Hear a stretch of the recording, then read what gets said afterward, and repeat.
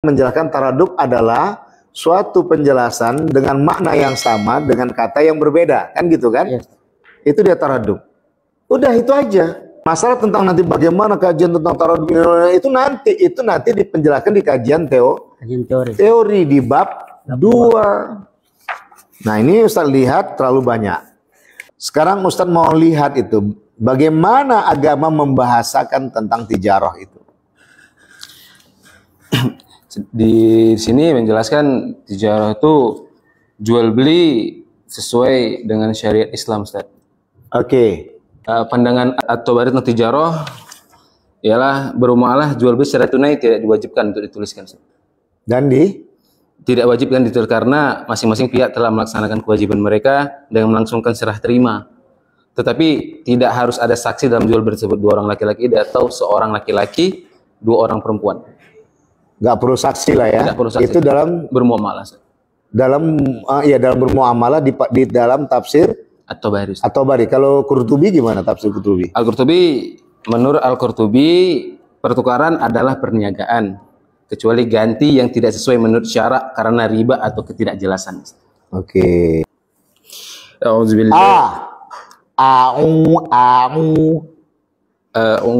A'udzu billahi minasyaitonir rajim. Halo sahabat semuanya, salam giat. Berjumpa di channel Al.Andawi Andi. Jangan lupa klik tombol subscribe dan nyalakan loncengnya ya. Terima kasih. Baik, bismillahirrahmanirrahim. Assalamualaikum warahmatullahi wabarakatuh. Sama-sama kita hormati yaitu Ustadz Dr. Haji Sapriandi MA selaku penguji pada ujian sidang munaqashah program studi ilmu Al-Quran Tafsir Fakultas Usuluddin dan Studi Islam UIN Sumatera Utara, Medan. Kemudian kita panggilkan mahasiswa atas nama Erwin Pohan dengan NIM 0403202112 dengan judul tugas akhir yaitu Kaidah Tadarrub dalam Surah Al-Anfal Studi Tafsir Al-Azhar. Kepada Ustadz Dr. Haji Sapriandi MA kita persilakan dengan segala hormat. Terima kasih Pak Pakih, kandidat magister di program pasca sarjana atau S2 Ilmu Al-Quran Tafsir Fakultas Studi Islam Universitas Islam Negeri Sumatera Utara, Medan. Baik, Pohan, Saudara Pohan, judulnya Kaidah Taradub dalam surah Al-Anfal Studi Tafsir Al-Azhar. Ustadz di bidang metodologi ya, ada beberapa hal yang mau Ustadz tanyakan di sini kepada Erwin Pohan, bahwa Erwin Pohan menggunakan metode kualitatif ya. Di halaman 14 itu Ustadz lihat di jenis penelitian menggunakan metode kualitatif. Ustadz mau tahu apa yang Erwin Pohan pahami tentang metode kualitatif itu? Mengambil dari rujukan kitab-kitab atau buku. Oke. Mengambil rujukan kitab-kitab atau buku, Ustaz. Atau buku. Ya, kualitatif perpustakaan berarti. Ya, pendekatan menggunakan library research ya. Karena kualitatif itu ada 2, library research, perpustakaan dan lapangan. Field research. Nah, di situ di alinea pertama jenis penelitian dan di alinea kedua penelitian ini metode itu bisa membagongkan, kena bahasa medsos jadinya. Ya, membingungkan tuh. Yang satu memang pas dengan mengarahkan secara utuh bahwa skripsi ini yang kamu lakukan menggunakan metode kualitatif, jelas. Ya, kualitatif liberal research. Nah, yang Ustaz ingin tanyakan, apa maksud dari Erwin Pohan di alinea kedua? Pada penelitian ini metode yang digunakan disebut dengan maudu'i. Padahal di atas dikatakan penelitian ini menggunakan metode kualitatif. Hubungannya gini Ustaz, metode kualitatif ke perpustakaan dan saya buat di sini metode dengan maudu'i itu dengan menganalisis ayat-ayat Al-Quran. Oke, kira-kira membingungkan nggak bagi para pembaca itu? Kalau yang membaca adalah ahli di bidangnya, itu akan paham tuh kemana arahnya. Kalau orang yang membahas adalah yang sealiran dengan kita, dia akan paham tuh bahwa ini maksud Erwin Pohan adalah ke sana. Tapi orang yang belum paham dengan penelitian ini dan dia berupaya untuk mengembangkan wawasan, tentunya dia akan bingung itu dengan suasana redaksi seperti ini. Karena di atas sudah dibilang metode kualitatif. Yang kedua dibuat adalah penelitian ini metode yang digunakan disebut. Jadi yang alinea itu penempatan metode kualitatif di bagian apa? Yang kedua itu metode yang digunakan disebut dengan maudu'i. Itu di bagian apa gitu loh. Metode mana ini? Kan maudu'i itu biasanya di kajian apa itu biasanya? Maudu'i, ijmali, tahlili, muqarran. Di sini saya buat metode maudu'inya di bab 4 Ustaz dengan isi. Paham nggak maksud Ustaz? Ada yang hilang setelah metode titik-titik yang digunakan adalah maudu'i. Itu maksud Ustaz. Maka di dalam menggunakan bahasa Indonesia itu betul-betul memiliki keterikatan antara satu dengan yang lainnya itu. Subjek, objek, predikat, keterangan itu. Ya. Nah, sekarang yang menjadi subjeknya itu belum utuh ini. Metode, maksud Ustaz tadi ada yang hilang di situ. Metode titik-titik yang digunakan disebut dengan maudu'i. Dan itu pun juga hilang tuh, titik-titik maudu'i. Yang Ustaz ingin tanyaan tadi tuh titik-titik itu apa seharusnya diisi. Sehingga alinea pertama udah jelas bahwa metode yang digunakan dalam penelitian satu skripsi ini adalah kualitatif, selesai. Dan metode yang berikutnya digunakan dengan menggunakan metode titik-titik maudu'i. Apa maksud titik-titik itu, apa isinya? Tadi udah saya pancing tuh. Ada tahlili, ada ijmali, ada maudu'i, ada muqarran. Merujuk ke metode maudu'i juga Ustaz. Tafsir maksud Ustaz. Ya, itu yang harus, itu jadi catatan itu. Ya, orang yang membaca akan bingung itu. Yang alinea pertama digunakan metode penelitian, penelitian kualitatif. Yang berikutnya di alinea kedua dibuat juga metode ini menggunakan. Jadi seakan-akan sinambung itu, sistematis dia dengan yang di atas. Padahal nggak sistemik. Tapi dia masuk bagian sub di situ. Setelah yang pertama membahas tentang metode penelitian kualitatif, maka dilanjutkan dengan metode penelitian tafsir maudu'i. Jadi yang diarahkan subjek di situ adalah tafsir maudu'i. Objeknya metode tafsir maudu'i. Jadi nggak ada orang lagi bingung dalam memahami redaksi yang Erwin Pohan tulis tuh. Paham maksud Ustaz? Paham Ustaz. Sudah mulai paham? Ini tadi kan Ustaz balikan lagi tadi halaman berapa tadi? Ini halaman 14. Pada penelitian ini, penelitian metode kualitatif menggunakan metode tafsir. Yang pertama adalah metode penelitian kualitatif secara universal.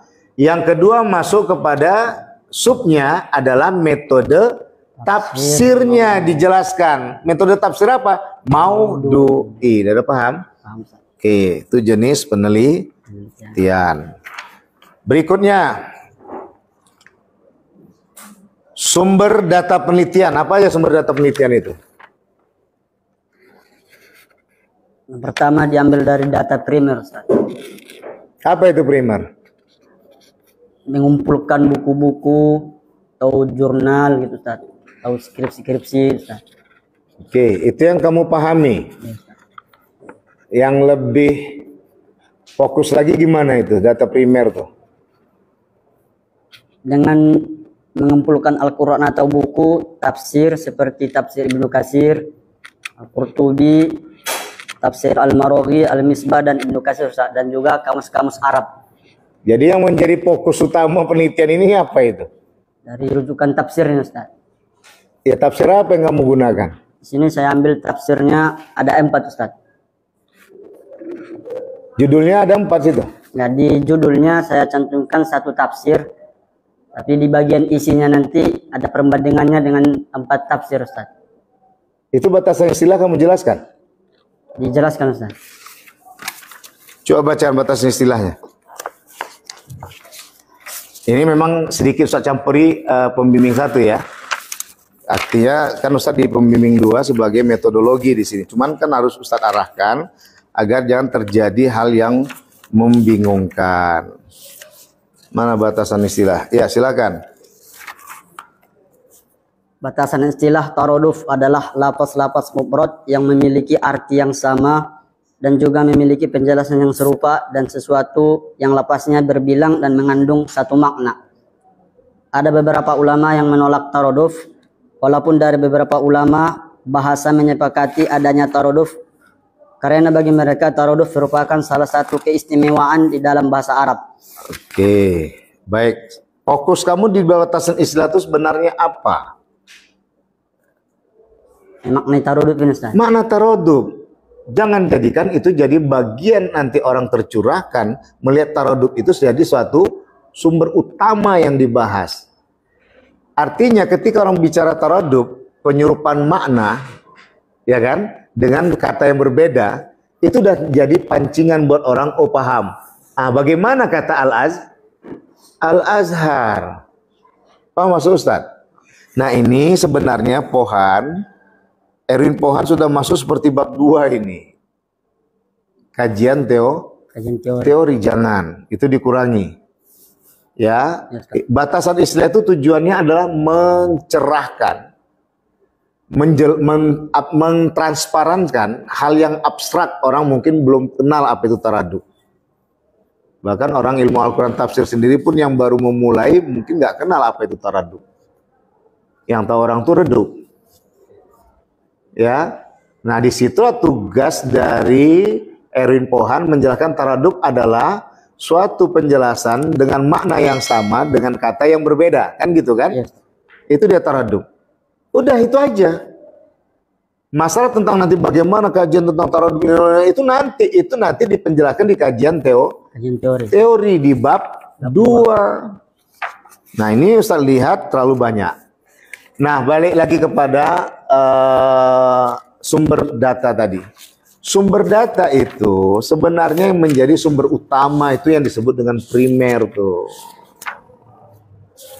Sumber utama kamu apa dalam judul ini, Erwin? Tafsir apa itu yang kamu gunakan? Tafsir Al-Azhar. Iya, jangan masukkan lagi semua tafsir situ. Ibnu Katsir, lain bla bla bla bla segalanya. Itu bisa masuk kepada sekunder 1. Sekunder 1 mengkaitkan dengan mufasir-mufasir yang umum mengungkap tentang taraduf. Dia sekadar sebagai peran pembantu dan bisa menjadi pembanding di situ. Ini secara metodologi bisa dipahami, Erwin. Nanti akhirnya kecuali nanti Erwin buat di sini adalah kaidah taraduf dalam surah Al-Anfal dalam studi tafsir Muqarran tuh. Perbandingan tafsir dari tafsir Al-Azhar Maudu'i ala tahlili, ada tafsir ijmal, tafsir tahlili ansi, ada tafsir Muqarran. Jadi dibandingkan dengan mufasir 1 dengan 2, 3, 4 itu. Nah, sedangkan di sini judul dari si Erwin adalah tafsir Al-Azhar. Itulah sumber primernya. Nggak lari kemana-mana. Baru sumber sekundernya adalah yang membantu mengarahkan kepada oh itu taraduf, oh inilah versi Buya Hamka dalam tafsir Al-Azhar. Oh begini yang dibangun oleh Ibnu Katsir. Oh begini gini. Oh akhirnya kejumpa. Ternyata itu nanti silakan analisa. Nah, jadi jangan sampai Erwin nanti menjadi tidak transparan dalam kemana arah yang mau diangkat, hal yang utama diteliti. Utama yang kamu teliti itu tafsir Al-Azhar. Bagaimana taradub di dalam tafsir Al-Azhar dalam mengupas Quran surat Al-Anfal. Paham? Paham, Ustaz. Ya, itu yang diperbaiki nanti di dalam halaman 15. Jadi jangan dimasukkan nanti di sini yang data utama yang dikumpulkan dalam penelitian ini adalah Al-Quran, buku-buku tafsir seperti enggak, itu sumber sekunder. Baru sekunder 2 setelah mufasir atau tafsir-tafsir Ibnu Katsir, tafsir Al-Misbah, kalau udah menggunakan judul buku semua. Jangan yang satu nanti tafsir Al-Azhar, yang satu mufasir Quraisy Shihab, Ayanda. Enggak, kalau udah nama buku semua nama buku. Kalau tadi di sini ada tafsir Al-Azhar, jadi jangan disertakan nanti sekundernya adalah tafsir Profesor Dr. Muhammad Quraisy Shihab. Kecuali tafsir Ibnu Katsir memang bukunya tafsir Ibnu Katsir. Paham ya? Bisa dipahami ya? Ini sengaja Ustadz loloskan agar bisa menjadi masukan buat adik-adik yang lain tuh.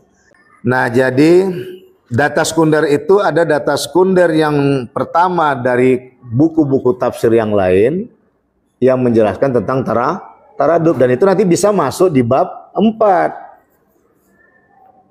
Tapi kita bukan judulnya bukan tafsir Muqarrar, kita tafsir Al-Azhar tuh. Sah-sah saja nanti mahasiswa yang baru menghadirkan judul yang baru. Kenapa? Terkontribusi dari maka skripsi siapa? Oh, ini kayak tafsir Muqarrar menarik ini, lebih jeli lagi dengan judul yang spesifik tuh. Tapi fokusnya adalah tafsir Al-Azhar.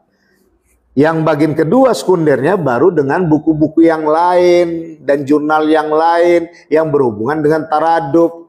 Bisa saja mereka bukan membahas tentang kajian tafsir tapi menyertakan taradub dalam pemahaman kajian fikih misalnya. Ada di situ.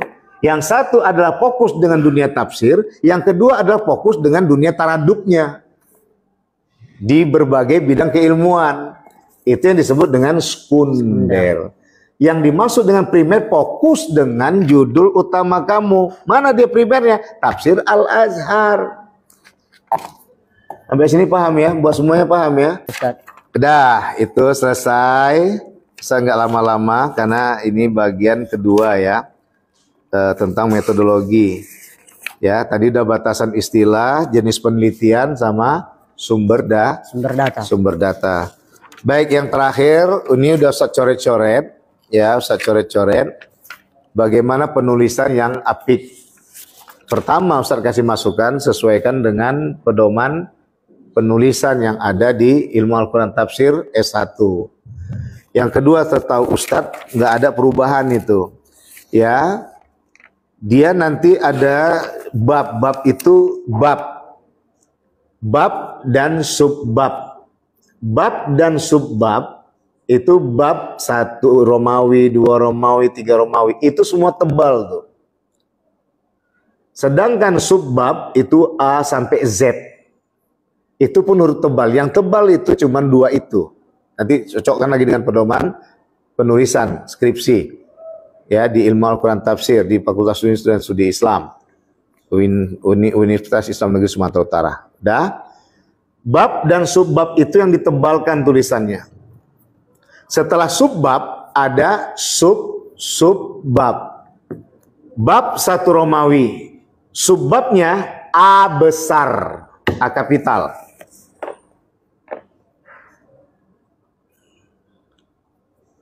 A kapital titik, baru dibuatlah situ misalnya pendahuluan, latar belakang masalah bab 1 pendahuluan. Nah, ini nanti dilihat juga. Ini Ustaz rasa fonnya, oh ya, ini fonnya juga dilihat. Font bab itu berapa, font subbab itu berapa. Biasanya font bab dengan subbab, sub-subbab dan sub-sub-sub-subbab itu beda. Bab dengan font sub-subbab, sub-subbab itu beda. Nah, sedangkan subbab sampai sub-sub-sub-subbab itu sama. Cuman catatan kaki aja nanti fontnya beda, 10. ya, atau 8 gitu. Ya, kalau subbab ke sub-sub-subbab ke sub-sub-sub-sub-subbab itu adalah 12. Sedangkan ponbab itu biasanya 14. Itu menandakan apa? Memang membedakan dan memindahkan mata kita nggak susah untuk membaca dan membuat daya pemahaman kita menangkapnya itu nggak ribet itu. Ya, gitu dia. Nah, habis dari subbab, latar belakang masalah. Ya, latar belakang masalah. Sudah. Awal mula penempatan alinea pertama berapa? Ketukannya ada 7, ada 9, ada 11. Terserah. Itu ada 3, 5, 7, 9. Bukan 11, 3, 5, 7, 9. Kalau memang kita punya isinya ada bab, subbab, sub-subbab, sub-sub-subbab, sub-sub-sub-subbab, sub-sub-sub-sub-subbab. Gini jelaskannya. Ini bab. Bab. Dibukalah bab tadi ada subbab. Subbabnya ada kue, roti, ada kue lapis, ada risol, ada apalah nama ini. Ini namanya subbab. A, B, C, D.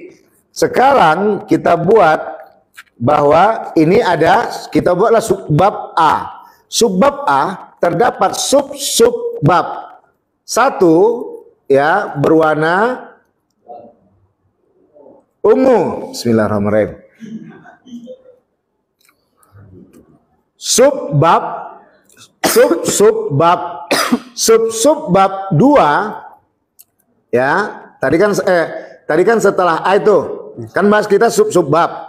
Sub-subbab 2 adalah warna Putih. putih. Yang bukanya. Ya, saya masukkan. Itu subbab 2. Nah, nanti dibahaslah dari sub-subbab 2 ini itu olahannya dari bahan apa aja. Masuklah subbab A kecil. Apa tujuannya? Mempermudah adik-adik untuk memaham dan nggak akan melebar sampai ke atas dan nggak akan mengkaitkan yang ke atas. Dia fokusnya semakin fokus tuh. Paham? Ya sama ini tadi di bab buah-buahan. Ya ada jeruk, subbab jeruk, ada subbab duku, ada subbab salak, ada subbab pir. Nanti ketika dibuka pir, itu sub-subbab, ada bijinya, ada tulangnya, dan lain sebagainya. Paham? Jadi orang fokusnya nanti bahas ke pir aja. Jangan dikaitkan lagi dengan tempatnya, ada jeruk. Itu yang membuat orang jadi bingung tuh. Biasa dalam susunan alinea, paham ya Mas Ustadz ya? Aja, jadi ini nanti rapikan, nanti Ustadz kasih pedomannya kayak mana. Itu pun nanti disesuaikan dengan pedoman penulisan setahu Ustadz untuk di UIN seluruh Indonesia. Terutama di UINSU, apalagi utama di Fakultas Studi dan Studi Islam, terutama kali ada ilmu Al-Quran tafsir tidak pernah berubah. Ya, itu pun saya kembalikan. Gitu ya. Baik, Ustaz rasa cukup itu aja, Pak Paki. Terima kasih kita ucapkan kepada Ustadz Dr. Haji Saprian DMA yang telah menguji mahasiswa kita atas nama Irwin Pohan NIM 0403202112. Kepada mahasiswa kita persilakan untuk kembali ke tempat semula. Selanjutnya kita panggilkan mahasiswa atas nama Raya Mursalin Rambe dengan NIM 0403202139 yang akan diuji oleh Ustadz Dr. Haji Saprian DMA. Bidang yang diuji adalah bahasa atau agama. Kepada Ustadz kita persilakan dengan segala hormat. Terima kasih. Ada bawa Quran nggak? Ada. Handphone nggak apa-apa. Ya. Ada apa? Aturan di program. Tadi di bagian metodologi, sekarang agama dan bahasa, kita akan sesuaikan dengan judul dan bagaimana kepiawaian mahasiswa di dalam menguasai hidup penelitian yang dikaitkan dengan agama dan bahasa. Baik, Assalamualaikum warahmatullahi wabarakatuh. Waalaikumsalam warahmatullahi wabarakatuh. Saudara Raya Mursalin Rambe. Masya Allah, subhanallah. Apa judulnya? Tijarah dalam perspektif tafsir At-Tabari dan Al-Qurtubi. Oke. Apa itu tijarah? Jual beli, Ustaz. Jual beli. Apa hubungan dengan agama? Hubungannya karena jual beli sekarang ini tidak sesuai dengan syariat Islam. Seperti apa? Seperti membeli barang dengan cara hutang. Oke, bahasanya yang tidak boleh itu dengan hutang. Oke, Ustaz. Kenapa dengan hutang? Karena terkadang di zaman sekarang nggak sesuai dengan waktu yang telah ditentukan, Ustaz. Contoh, pesan barang di hari ini, janji sama penjual tibanya di hari lusa, tapi tibanya di hari setelah lusa, Ustaz. 3 hari ke depan, gitu, Ustaz. Berarti seperti online itu ya? Kenapa nggak itu bahasan utama? Enggak sih, Ustaz. Kenapa contohnya ke situ? Karena nggak tengok sini ada tijarah buka kurung jual beli online dalam perspektif tafsir atau bari. Memang menarik itu sebenarnya bahasan, tapi kita fokusnya tijarah dulu nih. Ketika berbicara tijarah, tadi ada jual beli, Ustadz menunggu satu kajian itu. Dan jual beli itu apa biasanya yang jadi pembincangan? Jadi perbincangan, Ustaz. Yang jadi hal yang kontroversial itu. Bukan kontroversial sih, sebenarnya diharamkan, tapi ada orang menghalal-halalkannya gitu. Dalam tijarah itu apa itu biasanya? Melebihkan harga, Ustaz. Jasanya? Riba namanya. Itu yang Ustaz tunggu tadi. Kalau udah namanya jual beli, pasti adalah riba di sana. Dia hampir sama itu. Cuman nanti baru riba itu kemana? Melebihi. Yang untungnya di pihak A, pihak B nggak untung, rugi. Dengan suasana kepepet, dia terpaksa beli itu. Ya, itu dia biasanya. Nah, itu yang sebenarnya Ustaz kembalikan. Itu hubungannya dengan agama, ya. Sekarang Ustadz mau lihat itu, bagaimana agama membahasakan tentang tijarah itu. Di sini menjelaskan tijarah itu jual beli sesuai dengan syariat Islam, Ustaz. Oke. Yang pertama hal yang positif. Apa keuntungannya agama mengkaitkan, mensertakan jual beli dalam masyarakat yang dicampuri atau diperhatikan fokus oleh agama itu? Ridho Allah, Ustaz. Ridho Allah. Kalau untuk hablum minallahnya, hablum minannasnya apa? Kalau dari kita dengan Allah, kita berharap ridho Allah tuh. Berkah lah bahasanya. Kalau sama manusianya apa terjadi manfaatnya dalam jual beli perspektif Islam? Saling menguntungkan, Ustaz. Saling menguntungkan. Nah, bagaimana At-Tabari membahasakan itu? Dan Al-Qurtubi tentang sejarah yang dapat memberikan manfaat itu. Capek kan nyarinya karena apal, karena gini tetap udah langsung masuk tentang mirip-mirip kali, nggak usah diikutkan. Yang penting kita orang usudin pop ngomong aja, udah yang penting garis besarnya. Yang penting buah, judulnya segar, ranum. Pandangan At-Tabari tentang tijarah ialah bermuamalah jual beli secara tunai tidak diwajibkan untuk dituliskan. Dan tidak wajib kan ditulis karena masing-masing pihak telah melaksanakan kewajiban mereka dengan melangsungkan serah terima. Tetapi tidak harus ada saksi dalam jual beli tersebut, 2 orang laki-laki atau seorang laki-laki, 2 orang perempuan. Nggak perlu saksi lah ya. Tidak perlu saksi. Itu dalam bermuamalah. Dalam dalam bermuamalah di dalam tafsir At-Tabari. Kalau Qurtubi gimana tafsir Qurtubi? Al-Qurtubi, menurut Al-Qurtubi pertukaran adalah perniagaan kecuali ganti yang tidak sesuai menurut syarak karena riba atau ketidakjelasan. Oke, baik, selesai. Sekarang Ustaz masuk kepada buka Quran surat Al-Maidah. Kayak mana? Oh gitu. Dari ayat pertama. Al-Maidah. Dah baca.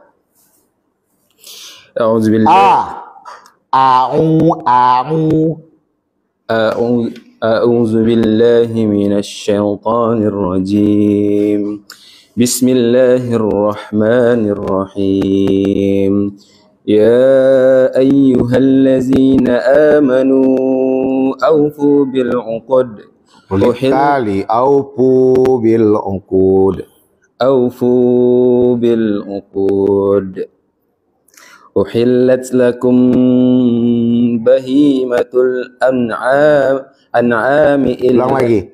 Uhillat lakum bahimatul an'am. أحلت لكم بهيمة الأنعام إلا ما يتلى عليكم غير محل الصيد وأنتم. Ulanglah. Ghairu muhillis soidi wa antum hurum. Jangan tergesa-gesa, pelan-pelan Grogi, Ustaz. aja. Nyantai aja. غير محل الصيد وأنتم حرم. Lanjut. Inna Allah yahkumu ma yurid. Nggak panjang munya itu. Inna Allah yahkumu ma yurid. Oke. Lanjut. Kedua, Ustaz. Ya. Ya ayyuhallazina amanu la tuhillu sha'airallahi wala syahral harama wala Wala dari wala. Walal hadiya. walal hadiya Walal hadiya. walal hadiya walal qalaida wala amminal baita minal baital haram wa yabtaghuna fadlan min rabbihim Waridwana. Sadaqallahul azim. Baik, alhamdulillah. Ternyata bisa. Kita khawatir nanti kalau jadi sarjana Pak Pakih tak bisa pula baca Quran, hajab kita. Baik, saya rasa cukup sekian. Itu saja. Assalamualaikum warahmatullahi wabarakatuh. Waalaikumsalam warahmatullahi wabarakatuh. Terima kasih kita ucapkan kepada Ustaz Dr. Haji Saprian Dema yang telah menguji mahasiswa kita Raya Mursalin Rambe dengan NIM 0403202139. Kepada mahasiswa kita persilakan untuk kembali ke tempat semula. Kepada saya kita berucapkan terima kasih banyak sudah meluangkan waktu dan sudah menguji mahasiswa kita pada ujian sidang munakosa pada hari ini.